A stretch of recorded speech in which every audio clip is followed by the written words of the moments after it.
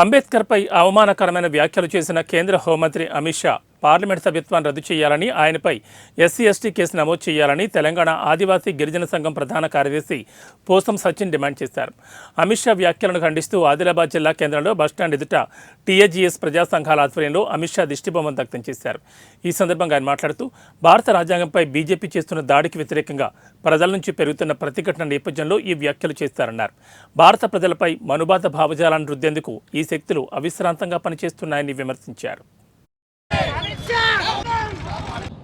ఈ దేశానికి భారత రాజ్యాంగాన్ని అందించినటువంటి డాక్టర్ బాబాసాహెబ్ పైన అనుచితమైన వ్యాఖ్యలు చేసినటువంటి కేంద్ర హోం మినిస్టర్ అమిత్ షా గారిని తన పదవికి రాజీనామా చేయాలా, ఆయనని కేంద్ర మంత్రి పదవి నుండి తప్పించాలని చెప్పేసి ఈరోజు ప్రజా సంఘాల ఆధ్వర్యంలో దేశవ్యాప్తంగా నిరసన కార్యక్రమాలు అనేటివి నిర్వహించడం అనేది జరుగుతున్నది. ముఖ్యంగా ఇది అమిత్ షా వాక్యాలు కావు, ఇవి ఆర్ఎస్ఎస్ వాక్యాలు అనే దాని గురించి ఈ దేశ ప్రజలు భావిస్తూ ఉన్నారు.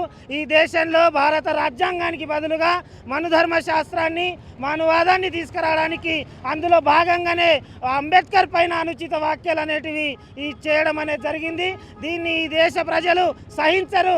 అంబేద్కర్ పైన వ్యాఖ్యానించడం అంటే, అంబేద్కర్ని అవమానించడం అంటే ఈ దేశంలో ఉన్న సామాజిక సంఘాలను అవమానించడం, ఈ దేశ హక్కుల కోసం పోరాడుతున్న దేశ ప్రజలందరినీ కూడా అవమానించమనే దాని గురించి ఈ సందర్భంగా